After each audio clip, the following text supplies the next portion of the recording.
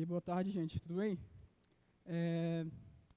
No começo da semana, o pastor ele veio falar comigo, perguntou se eu podia, trazer a palavra aqui para o culto team de hoje. E, cara, é uma bênção, né? Na verdade, é uma bênção, é uma honra e uma grande responsabilidade, né? E eu não sei vocês, mas eu estou com uma grande expectativa para hoje. No começo, a galera da intercessão falou sobre algo que, inclusive, é um ponto da palavra de hoje. Aí o Duarte, ele sobe e fala também sobre outro ponto da palavra de hoje. Então, eu não sei vocês, mas eu estou com uma grande expectativa para hoje. Amém? Então, vamos lá.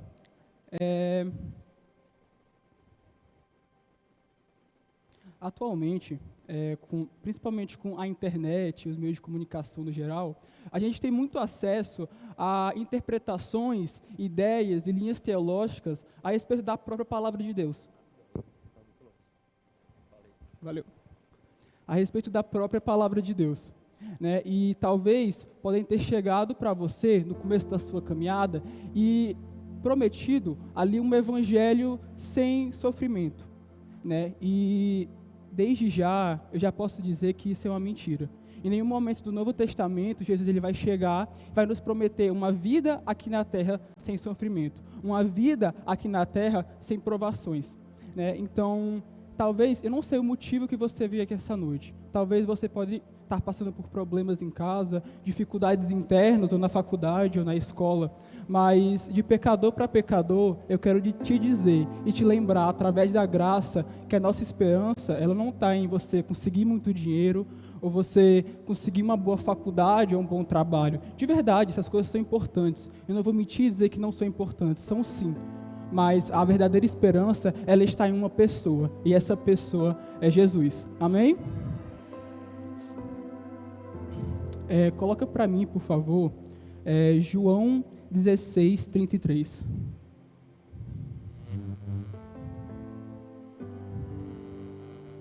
Vai dizer o seguinte: eu disse isso para que em mim vocês tenham paz. Neste mundo vocês terão aflições, contudo tenham coragem, eu venci o mundo.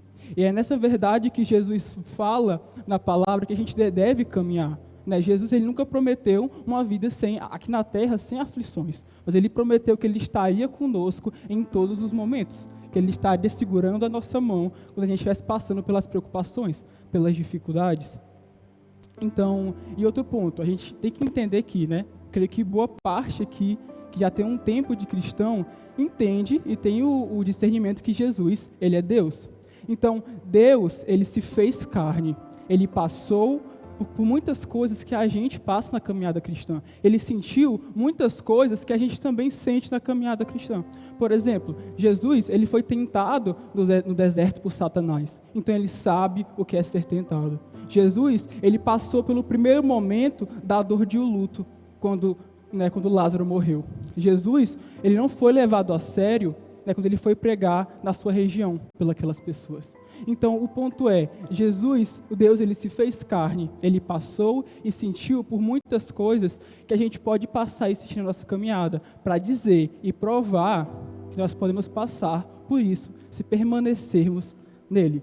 Então, o título da palavra de hoje é sobre isso. Na verdade, o tema da palavra de hoje é sobre isso. E o título é Tu, porém, permaneça.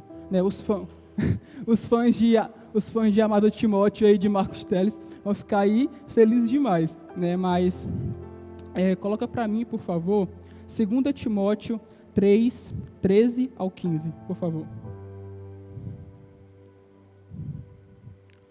Contudo, os perversos e impostores irão de mal a pior, enganando e sendo enganados. Quanto a você, porém, permaneça nas coisas que aprendeu, e das quais tem convicção, pois sabe de quem as aprendeu.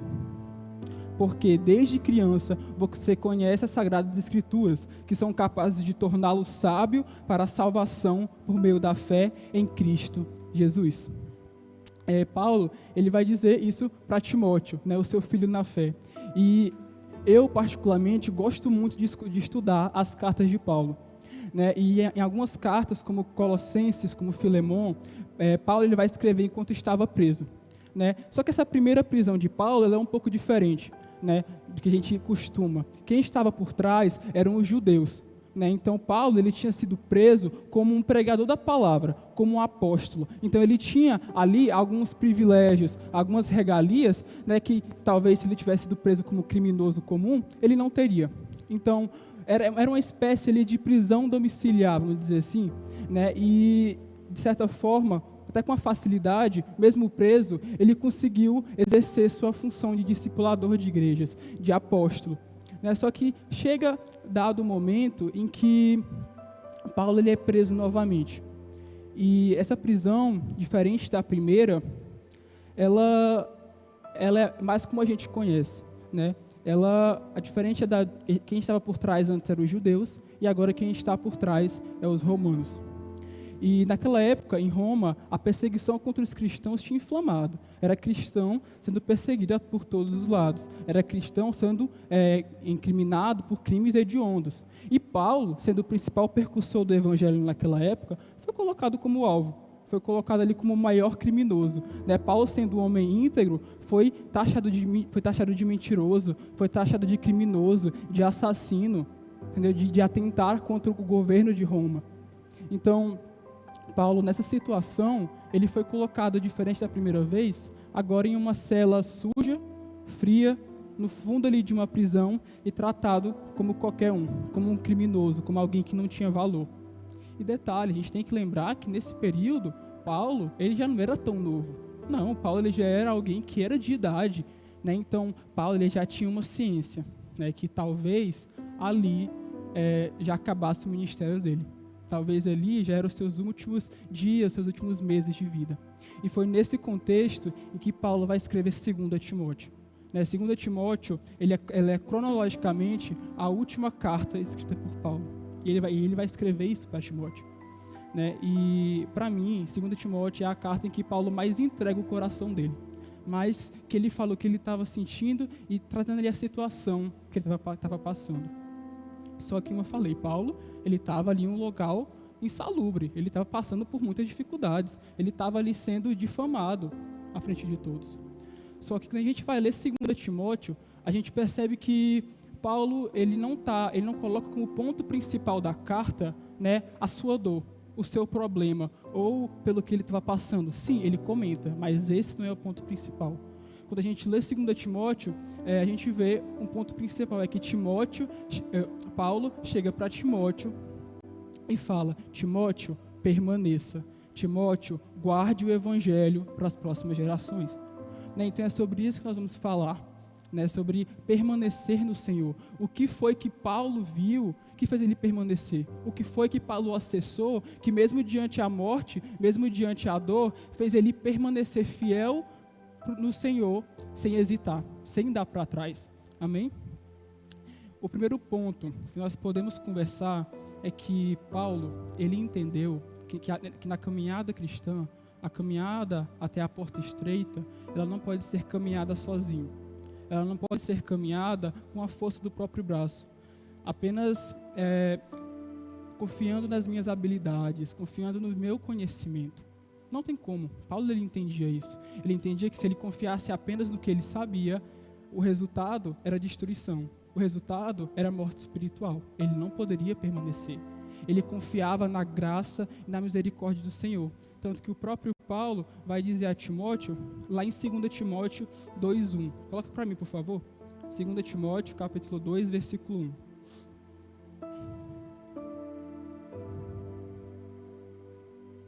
Segunda Timóteo, capítulo 2, versículo 1, por favor.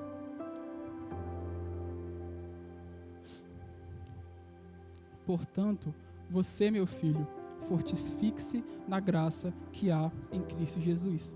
Então, Timóteo ele tinha entendido que para que ele pudesse permanecer, para que ele pudesse continuar caminhando, ele tinha que se fortalecer na graça do Senhor.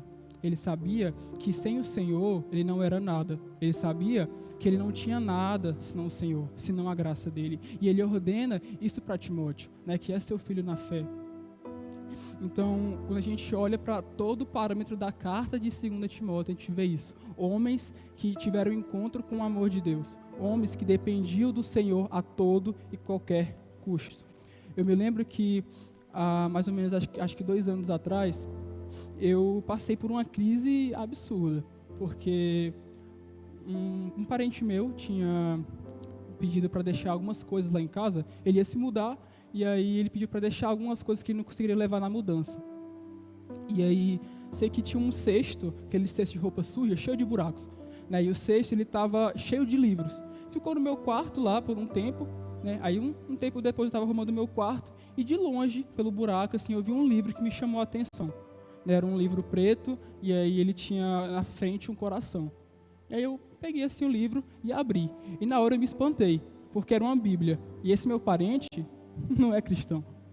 E aí eu me espantei mais ainda quando eu ia folheando, porque eu percebi que tinha várias anotações, era grifada, né? Então dava para ver que esse meu parente, ele, né, teve um tempo de caminhada. E na hora eu quis entrar em crise. Meu Deus, e se esse aqui for eu no futuro? Será esse todo o meu conhecimento que eu tenho, essas experiências que eu tenho com o Espírito Santo, e se tudo isso não for suficiente para que eu permaneça nele? Se tudo isso realmente não for suficiente para que eu caminhe e eu chegue no céu e seja reconhecido por Jesus? Aí eu comecei a entrar em crise, e sei que naquela semana o Espírito Santo ele fez um trabalho que, meu amigo, fim da semana eu estava acabado, que ele começou a ministrar no meu coração. E hoje em dia eu tenho o conhecimento de que sim, aquilo ali seria o meu futuro se eu apenas confiasse em mim. Se eu apenas confiasse nas minhas habilidades, no que eu acho que eu sei, né? E a verdade é que o nosso erro é que nós tentamos ser independentes de Deus. Nós tentamos ser independentes do Espírito Santo. E a verdade é que isso vai nos levar à destruição, né? Esses homens entenderam que eles precisavam ser dependentes, eles precisavam estar ali, né? E então esses homens, eles tiveram esse encontro com o amor. Eles eram dependentes do Senhor a todo custo, né? Porque se realmente eles confiassem, cara, convenhamos aqui, Paulo, ele é um exemplo de cristão na Bíblia. Ele realmente é um exemplo. Mas ele não é um exemplo só porque ele é Paulo. Não, ele é um exemplo porque acima de Paulo há um Deus criador de tudo, um Deus que é perfeito. Amém? Sobre essa questão do amor de Deus, coloca para mim, por favor, 2 Timóteo, capítulo 1, versículo 2. A Timóteo, meu amado filho, graça, misericórdia e paz da parte de Deus, Pai, e de Cristo Jesus, o nosso Senhor. John Stott, ele vai falar algo muito interessante sobre a questão do amor de Deus com base nesse versículo. Ele vai dizer a seguinte coisa: a graça é a bondade de Deus para os indignos, e a misericórdia é mostrada aos fracos e desamparados, incapazes de ajudarem a si mesmos. Paz, por outro lado, é a restauração da harmonia em vidas arruinadas pela discórdia. Assim, pode-se sintetizar essas três bênçãos do amor de Deus, como graça ao indigno, misericórdia ao desamparado e paz ao aflito. Então, irmão, eu quero te lembrar que o véu, ele foi rasgado. Jesus, ele morreu por mim e por vocês, para que a gente tivesse acesso ao coração do Pai. A gente tivesse acesso a esse lugar de intimidade, né? E é no lugar de intimidade, aos pés do trono da graça, que eu vou encontrar, né, essa graça que é ao indigno, porque de verdade nós não merecemos a graça de Deus, mas Ele é tão bondoso e tão misericordioso que entrega isso como um presente para a gente, né? Receber essa misericórdia desamparado. Não é à toa que o Espírito Santo, ele é nomeado como Consolador, né? Ele é o Consolador, aquele que quando eu estou triste, quando eu estou para baixo, Ele vem, Ele entra no meu coração, Ele faz morada, Ele começa a curar onde dói, Ele começa a fechar a ferida que está aberta. E depois, no lugar de intimidade, receber essa paz ao aflito, né? Essa paz que excede todo entendimento. Cara, a verdadeira paz nós só encontramos em Jesus. Só encontramos em Jesus, sabe? E no dia em que a sua casa está virada de cabeça para baixo, no dia que você acorda estressado, no dia que você acorda querendo jogar pedra na lua, cara, a paz a gente encontra em Jesus. Essa mansidão nós encontramos em Jesus, sabe? Então nós não podemos ser independentes de Deus, né? Primeiro ponto sobre essa questão de não andarmos sozinhos é que nós precisamos depender do Senhor, precisamos estar com Ele e depender a todo custo, independente da situação. Coloca para mim, por favor, 2 Timóteo, capítulo 1, versículo 5. Recordo-me da sua fé não fingida, que primeiro habitou em Lóide, a sua avó, e na sua mãe Eunice, e estou convencido de que também habita em você. Nesse versículo, Paulo ele vai falar a Timóteo e lembrar a Timóteo sobre a importância da sua mãe e da sua avó para que ele tenha uma fé não fingida, para que ele tenha uma fé firmada na rocha. E posteriormente, ele vai também lembrar a Timóteo a importância do próprio Paulo na vida dele, né, para desenvolver essa fé, né, para ensinar a ele a ser mais parecido com Jesus, a andar corretamente.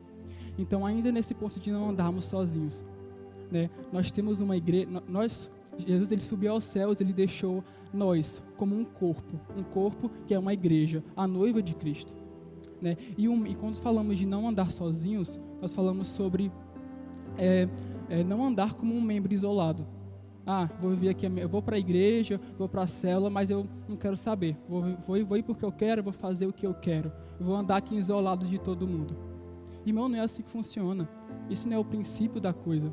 Em Provérbios 27, 17, vai dizer o quê? Como ferro afia ferro, um amigo afia o outro. Ou seja, como ferro afia ferro, um amigo ele ajuda o outro. Ele ajuda o outro a crescer, ele ajuda o outro a amadurecer, ele ajuda o outro a não cair em pecado.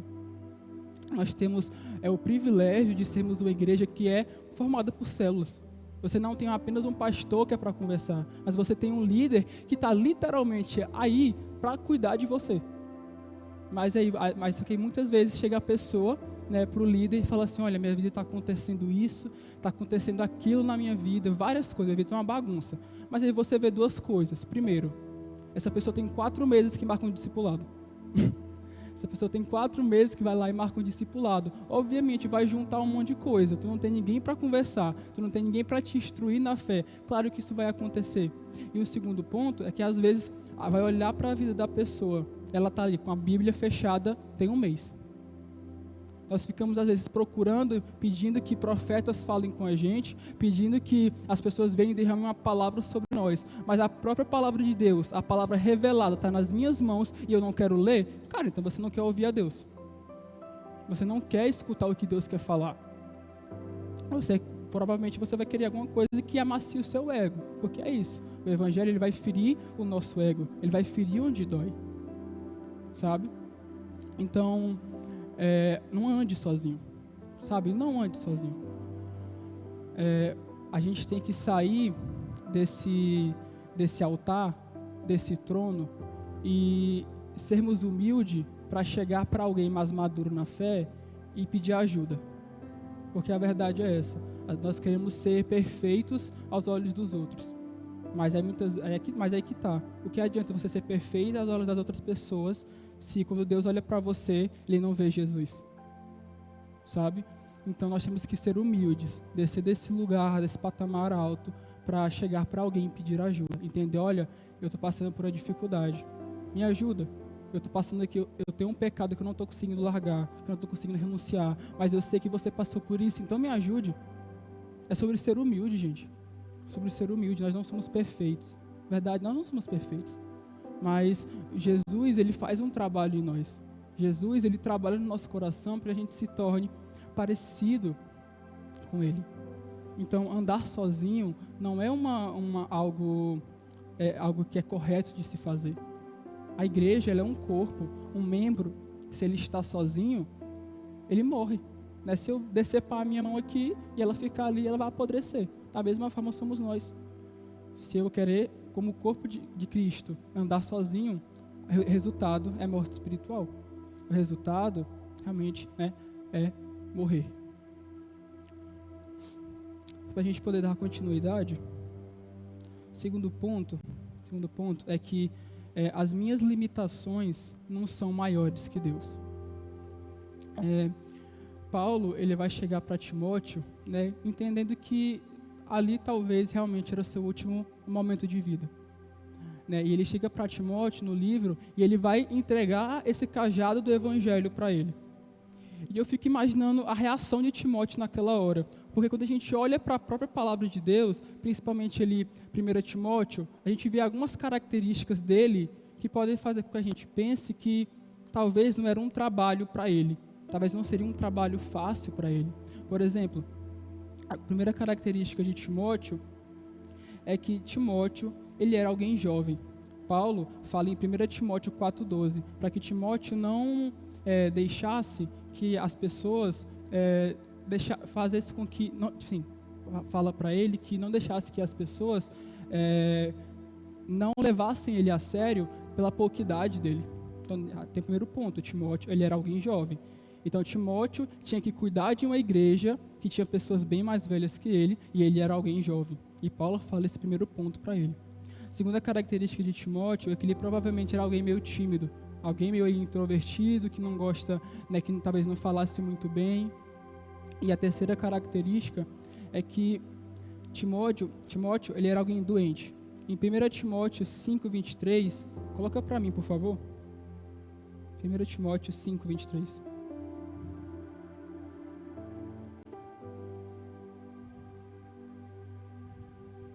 Não beba somente água, tome também um pouco de vinho, por causa do seu estômago e das suas frequentes enfermidades. Então Timóteo ele tinha 3 características, né, de ser jovem, de ser provavelmente alguém tímido e de ser alguém que tinha algumas doenças, algumas enfermidades. E talvez olhando por cima, a gente pode pensar que Timóteo ele era mais propício a ser liderado do que liderar. Mas Paulo ele não vai dar essa responsabilidade a Timóteo, dar esse cajado do evangelho para Timóteo, porque somente ele acreditava no tempo de caminhada que ele tinha com ele, no que ele tinha ensinado para Timóteo. Não, Paulo ele deu essa responsabilidade a Timóteo porque ele acreditava em um Deus que era muito maior. Ele acreditava em um Deus, em uma graça que capacitaria Timóteo a passar por aquilo.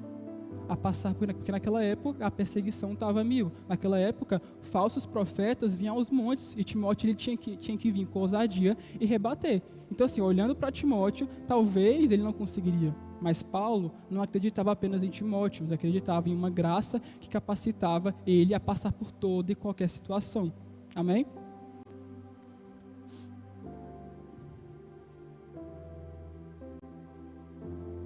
Situação. Então, Paulo ele acreditava, né, nesse espírito que habitava em Timóteo. E esse espírito que habitava em Timóteo, irmãos, ele habita dentro de mim e de vocês. Então nós temos que ser ousados. Nós não temos que olhar para as nossas limitações e achar que elas são maiores que o Senhor. Porque a verdade é essa. Muitas vezes nós somos chamados a pregar na nossa escola, a pregar para alguém da nossa família, orar por cura para um amigo, e a gente acaba e olha, mas eu não consigo fazer isso. Eu sou muito tímido. Eu não falo muito bem. Irmão, você tem que confiar naquele que te capacita. Não é sobre as suas habilidades, mas é sobre um Deus que Ele é fiel, um Deus que não muda, que Ele é o mesmo ontem, hoje e amanhã. Cara, de verdade, eu estar aqui em cima já é um milagre, porque inclusive semana passada, meus amigos estavam me zoando, dizendo que ia colocar um relógio de oração para que eu não gaguejasse, porque a minha dicção é péssima. E verdade, a minha dicção é péssima. Né? A Maria Clara, minha irmã, está aqui para provar. Né? Mas a questão é que quando o pastor falou comigo, eu aceitei, né? Não porque eu acreditava nas minhas capacidades, mas eu acreditava em um Deus que estava muito acima de mim, e um Espírito Santo que morava dentro de mim e me ajudaria a falar, me ajudaria a ser coeso quando eu falo com vocês. Amém? Coloca para mim, por favor, João 1, 45, 51.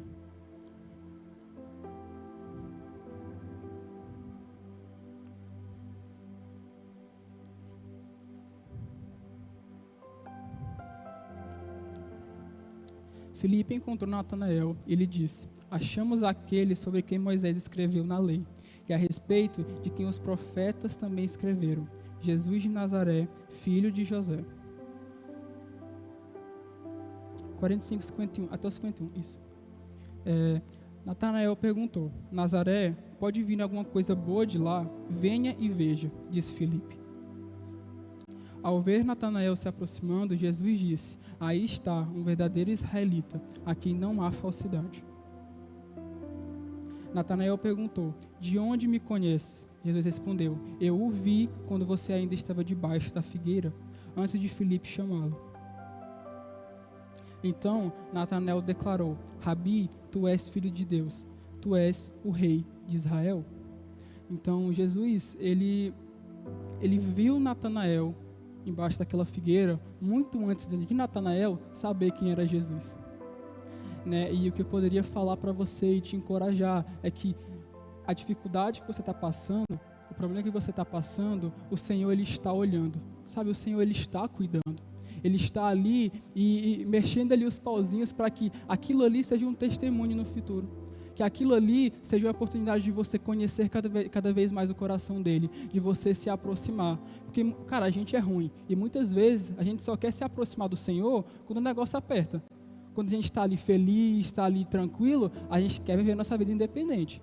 Né? Mas a questão é que é na dificuldade, né, que a gente, beleza, vou me aproximar do Senhor.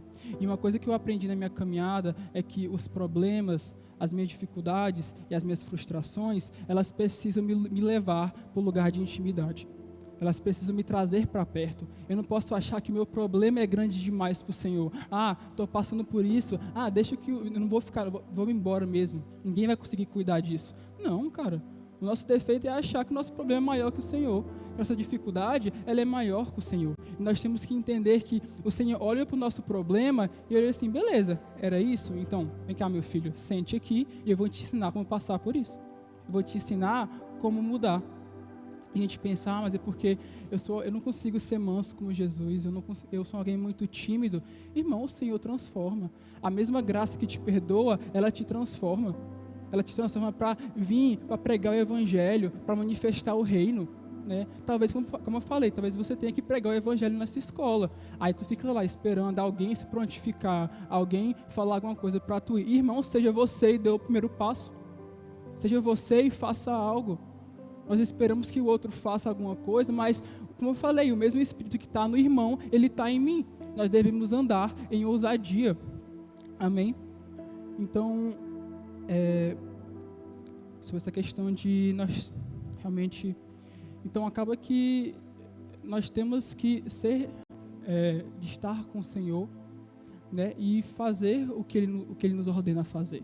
Né? Se Ele me manda, eu faço.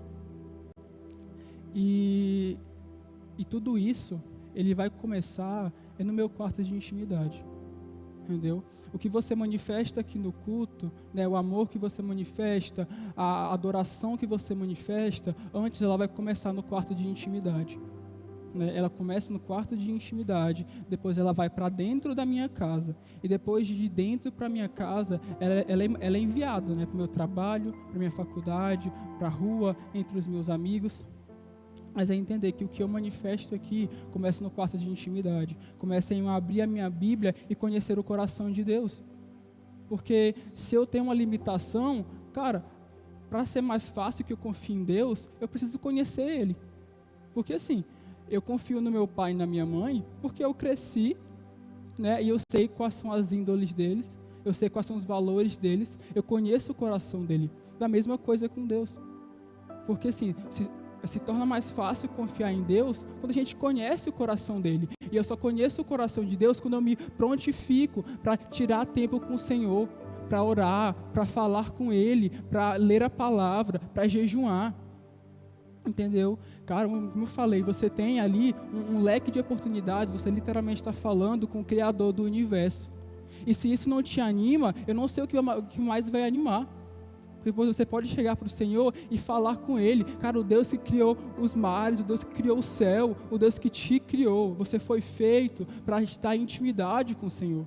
Você foi feito para conhecer o coração dEle. E à medida que você conhece o coração dEle, o seu coração é transformado. Então, irmãos, como eu falei, voltando, tudo começa no quarto de intimidade. E depois ele vai dentro para a nossa casa. É muito interessante porque... Às vezes não, toda vez praticamente, é muito mais fácil você ser cristão com alguém que tu acabou de conhecer, Conheci aqui a Eduarda, por exemplo, agora, e eu vou conseguir com mais facilidade ser crente com ela. Alguém que eu não tenho proximidade, que eu vejo aqui, talvez em todo culto, mas eu não tenho essa intimidade. E a questão é que em casa, com a nossa família, é onde isso é provado. Né? A minha irmã está aqui. De vez em quando a gente acaba brigando e um tem que ser humilde e ir lá e falar: olha, eu errei com você, me perdoa. Olha, eu fiz isso, não foi justo, então me perdoa.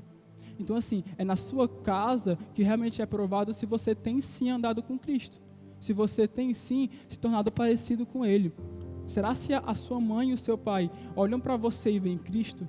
Será se o seu irmão olha para você e vê Cristo? Porque primeiro, tudo começa no quarto de intimidade, onde o Senhor fala para o nosso coração e a gente começa a ser transformado. Depois a gente pratica dentro de casa com a nossa família, com aqueles que a gente tem mais intimidade e que às vezes a gente sente na liberdade de falar de qualquer jeito, né? E depois vai vir para fora.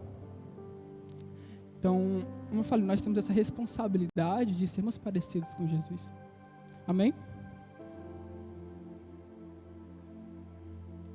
O terceiro ponto é justamente sobre isso. Né? Nós carregamos uma responsabilidade. Né? Nós carregamos uma responsabilidade de permanecer no Evangelho em toda e em qualquer situação. Entendeu? Coloca para mim, por favor, João 15, versículo 3 ao 5, por favor. Certo. Vocês já estão limpos pela palavra que tenho falado. Permaneçam em mim, e eu permanecerei em vocês. Como um ramo não pode dar fruto por si mesmo, se não permanecer na videira. Assim vocês também não podem dar fruto, se não permanecerem em mim. Eu sou a videira, e vocês os ramos. Se alguém permanecer em mim, e eu permanecer nele, esse dará muito fruto. Pois sem mim, vocês não podem fazer nada. Se alguém não permanecer em mim, será como o ramo que é jogado fora e seca. Tais ramos são apanhados, lançados ao fogo e queimados. Se vocês permanecerem em mim e as minhas palavras permanecerem em vocês, pedirão o que quiserem e será concedido. O meu Pai é glorificado pelo fato de vocês darem muitos frutos, e assim serão meus discípulos. Amém. Como eu falei, nós temos essa responsabilidade de permanecer no Senhor. Quando nós conhecemos Jesus, eu não posso agora viver o Evangelho de qualquer jeito. Eu não posso viver o Evangelho da forma que eu quero, mas nós carregamos uma responsabilidade de manifestar o Evangelho, manifestar a vida de Cristo, não apenas na ponta da nossa língua, mas com a nossa própria vida. Nós temos que ser espelhos de Jesus, seja aonde formos. Nós precisamos buscar ser parecidos com Ele. Porque, às vezes, a nossa palavra não pode fazer com que alguém conheça Jesus. Mas as nossas ações de serem pessoas justas, de serem pessoas que manifestam o amor de Deus, podem fazer com que seu amigo, por exemplo, venha para o culto. Pode fazer com que seu amigo, que talvez há um tempo atrás tinha preconceito com cristãos que machucaram ele, mas você, que agora é alguém diferente, que mostrou o amor de Cristo, trouxe ele para perto. Sabe? Então nós somos chamados a permanecer no Senhor. No primeiro capítulo de 2 Timóteo, Paulo vai lembrar e ordenar a Timóteo uma coisa, para que ele mantesse vivo a chama do amor de Deus. Paulo agora ele vai comparar essa chama com o dom de Deus. E no original ele é chamado anasopúrio. Esse prefixo ana, ele vai significar como reacender, como soprar. Então a gente não pode dizer que Timóteo, ele, por conta das frustrações, da perseguição, dos falsos profetas, as limitações dele, a gente não pode dizer que Timóteo deixou aquela chama apagar. Mas uma coisa a gente pode dizer, que Paulo ele fala: Timóteo, coloque brasa nessa chama. Timóteo, coloque alimento nessa chama, coloque madeira para que ela queime até a eternidade. E nós carregamos uma responsabilidade de alimentar essa chama. Nós somos responsáveis. É muito fácil, nós chamamos aqui no culto e cantamos, que nós somos responsáveis. Mas chega em casa, a gente não faz por onde. Sabe, a gente não alimenta, a gente não alimenta o espírito. Irmão, a palavra vai falar que, que a carne, ela milita contra o espírito contra a carne a todo momento. Então a vida cristã, ela é uma luta e a gente precisa estar prontificado, a gente vai precisar alimentar o nosso espírito, porque convenhamos, né, se a tentação vem e nosso espírito está fraco, obviamente você vai cair. Então, eu falei, Timóteo, ele tinha essa responsabilidade de manter essa chama acesa. Né? E antigamente, essa chama, quando acendia uma fogueira, né, ela não ficava acesa 24 horas sozinha. Não. Alguém tinha que ir lá constantemente colocar alimento, tinha que ir lá constantemente e colocar brasa. Né? Como eu falei, a gente não pode dizer que Timóteo ele deixou a chama se apagar. Mas Paulo fala para ele, Timóteo, permaneça, coloque essa chama todos os dias, alimente o seu espírito, tenha a vida devocional, fale com o Senhor, conheça o coração dele. E Paulo no capítulo 2, ele vai usar 3 figuras para exemplificar essa questão da permanência, essa responsabilidade de Timóteo. As 3 figuras são o soldado, o atleta e o lavrador. Coloca para mim, por favor. 2 Timóteo 2, 4, 7.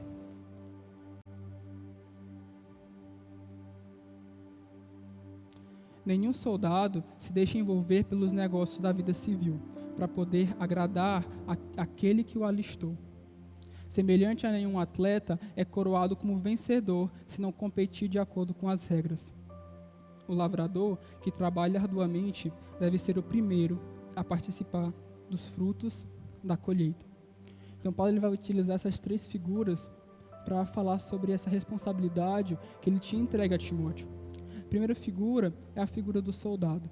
O que a gente pode entender sobre o soldado, né? É que o soldado ele é alguém que ele é disciplinado. Ele é disciplinado. E o soldado, quando ele vai para uma guerra, ele não se prepara uma semana antes. Ele não se prepara um dia antes, mas ele se prepara aí 1, 2 anos antes. Né? E quando ele vai para a guerra, ele vai devidamente com sua armadura e com a sua arma. Né? No caso do cristão, na luta contra a tentação, eu não posso buscar o Senhor apenas quando eu estou me sentindo tentado. Não, eu tenho que ter uma vida constante de busca do Senhor, porque aí quando a tentação vem, aí isso fica fácil, porque o meu espírito ele está alimentado, o meu espírito ele está forte. Da mesma forma, na luta contra o pecado, nós temos que estar revestido com armaduras espirituais. A gente não vai falar sobre isso agora, mas leiam Efésios 6 em casa. Vai falar sobre essas armaduras espirituais do Senhor. Né? E também andando com uma arma, né? Com a sua espada. E o que mais seria isso do que a palavra de Deus, do que a Bíblia. Como cristão, nós devemos andar, com a Bíblia na ponta da língua. Jesus ele foi tentado no deserto e ele rebatia as mentiras de Satanás com o quê? Com a verdade. A verdade que é o quê? Que é a palavra de Deus. Então, como é que eu quero lutar contra o pecado se eu nem mesmo conheço a própria palavra de Deus? Porque aí Satanás ele vem e coloca aqui mentira no meu ouvido e eu vou lá de besta acredito. Porque eu não conheço a palavra. Não tem como eu rebater. Não tem como eu chegar e falar, isso aqui é mentira. Porque eu não conheço a palavra, sabe? A segunda característica do soldado é que ele não apenas pode ser um bom soldado, ou não apenas pode ser um soldado normal, mas ele tem que ser um bom soldado. Da mesma forma, a gente não pode ser cristão de qualquer jeito. Eu só venho para a igreja. Fico aqui. Não, nós temos que buscar o Senhor, devemos ser bons cristãos, de buscar o Senhor de verdade. Não apenas vir para a igreja e sentar aqui e ir embora. Não. Irmão, o que eu recebo aqui da palavra de Deus, eu tenho que começar a aplicar em casa, e aquela semente que for lançada, ela tem que crescer no meu coração, e ela tem que gerar frutos, ela não pode morrer. Então, o que eu estou falando aqui para vocês também têm que aplicar depois, não apenas escutar, pois nós não podemos ser somente cristãos, mas bom cristãos. A terceira e última característica do soldado é que na frente de batalha, no meio da guerra, vai ter certa situação em que ele não vai saber o que está acontecendo. É um monte de coisa acontecendo e ele não vai entender ali, beleza, como é que eu vou agir agora? Para onde eu devo ir? Né? E quando isso acontece, a primeira reação dele é parar e escutar a voz do comandante. Porque aí quando o comandante fala, ele vai falar, beleza, agora eu tenho que ir para a esquerda, ou agora eu tenho que atacar. Quando o comandante fala, ele vai lá e obedece. Muitas vezes na caminhada cristã, o Senhor ele vai falar coisas ao nosso coração que de primeira a gente não vai entender. De primeira a gente não vai saber ali se isso é verdade ou não, né? Mas a nossa única função é obedecer, é confiar no Senhor, entendeu? O problema é que a gente quer fazer e dar uma de Deus na nossa própria vida. Meu irmão, a gente não é nada. A gente não é nada senão pó, sabe? Sobre a questão do atleta, né? A segunda figura que Paulo vai falar é sobre o atleta. E o que a gente pode perceber do atleta é que ele é alguém focado, né? O atleta, para ele ganhar uma Olimpíada ou uma medalha, ele é alguém que tem que ter muito foco. Ele tem um objetivo e ele olha para aquele objetivo. Se é uma medalha, ele vai fazer todo o possível dele, né, para conseguir aquele objetivo. Paulo ele vai falar que nós não corremos como quem corre sem um alvo, né? Irmãos, nosso alvo é Jesus. Nosso alvo, ele é o céu. Então nós temos que entender que nós precisamos estar com os olhos fixos em Jesus e caminhar em cima disso todos os dias. Tem dias que a gente não vai conseguir correr, você vai só conseguir andar, mas continuar andando, continuar em constância e olhar para Jesus. Se está difícil, se está complicado, então, cara, eu não vou olhar para o meu problema, mas eu vou olhar para a cruz, porque aos pés da cruz eu encontro redenção, aos pés da cruz eu encontro misericórdia. A segunda característica do atleta é que ele deve jogar, ele deve participar, né, jogar o jogo de acordo com as regras. Hoje em dia, a gente vê muito cristão que vai ler vai ler a Bíblia e beleza, isso aqui eu acredito, isso aqui eu não, isso aqui eu quero, isso aqui eu não. Cara, isso é demoníaco. Porque de verdade, nós, como cristãos, nós devemos entender que a palavra de Deus, ela é palavra de Deus por completa, seja Novo e Velho Testamento, ela é completa e ela é verdadeira. Eu não posso pegar o que eu quero e o que eu não quero e sair escolhendo, não. Como cristão verdadeiro, nós entendemos que a palavra de Deus, ela é completa e a nossa responsabilidade é obedecer. E indo agora para a última figura. A última figura é a figura do lavrador.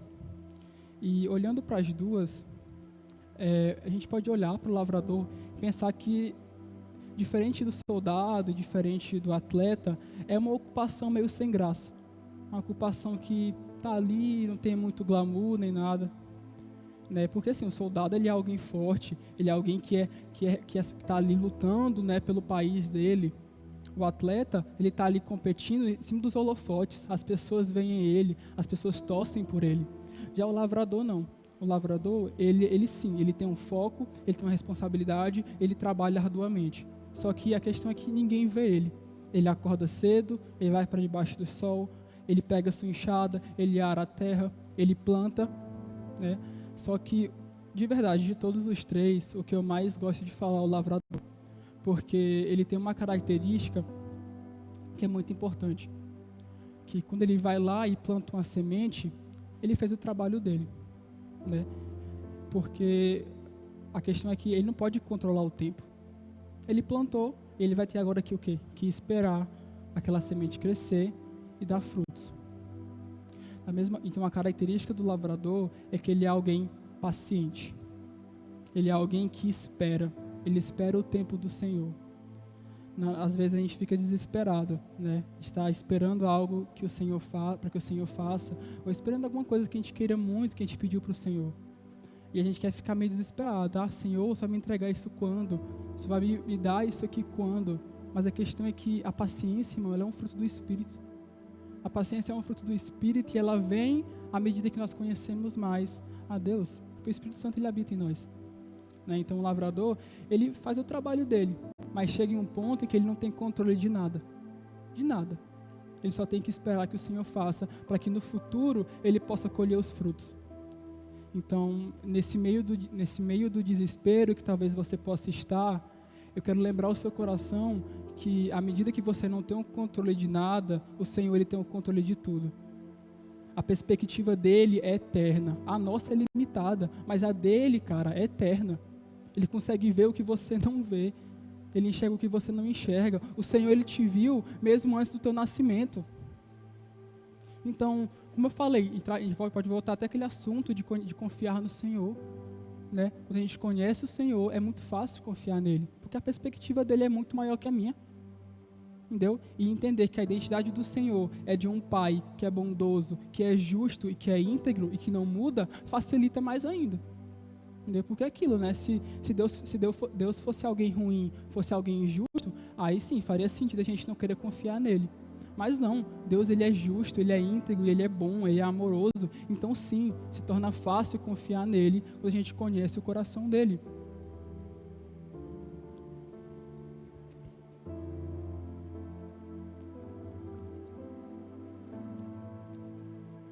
Eu queria chamar o pessoal do louvor para ir subindo, por favor, que já estamos para a reta final.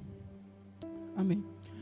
Então a gente terminou essa aqui, a questão da figura do lavrador, né, que ele tinha como característica principal a sua paciência, de confiar no Senhor em todos os momentos.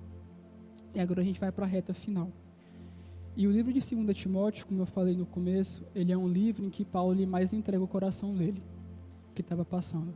Ele vai terminar esse livro no capítulo 4, né, com uma dos versículos que eu mais gosto, que é a primeira vez que eu li, cara, eu me acabei de chorar. Que Paulo, naquela situação de mártir, aquela situação de morte, ele vai escrever a seguinte coisa a Timóteo. Lá em 2 Timóteo 4, versículos 6 ao 8, por favor.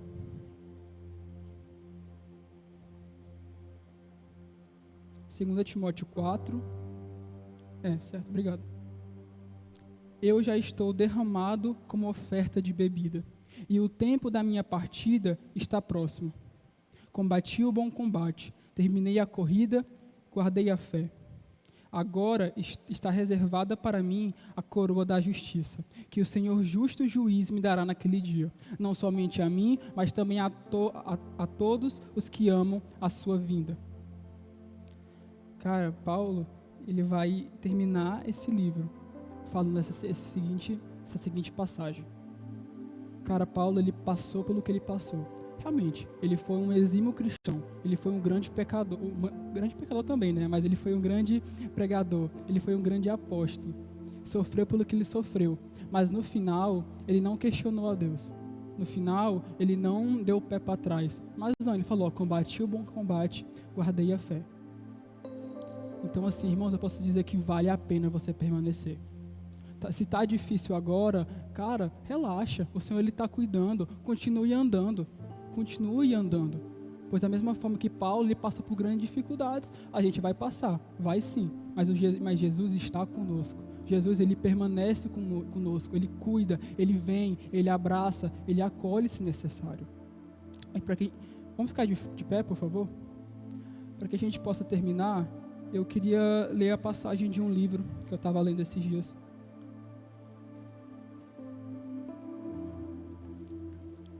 Vai dizer assim: a vitória não é a ausência de lutas, mas o triunfo a respeito das adversidades. O céu não é aqui. Aqui não pisamos tapetes aveludados, nem caminhamos em ruas de ouro, mas cruzamos vales de lágrimas. Aqui não recebemos o galardão, mas bebemos do cálice da dor. Portanto, certamente, Paulo foi um exemplo de cristão, pregador incomum, teólogo incomparável, missionário sem precedentes, missionário sem igual. Viveu perto do trono, mas ao mesmo tempo foi açoitado, preso, algemado e degolado. Tombou como mártir na terra, mas foi concebido como príncipe no céu.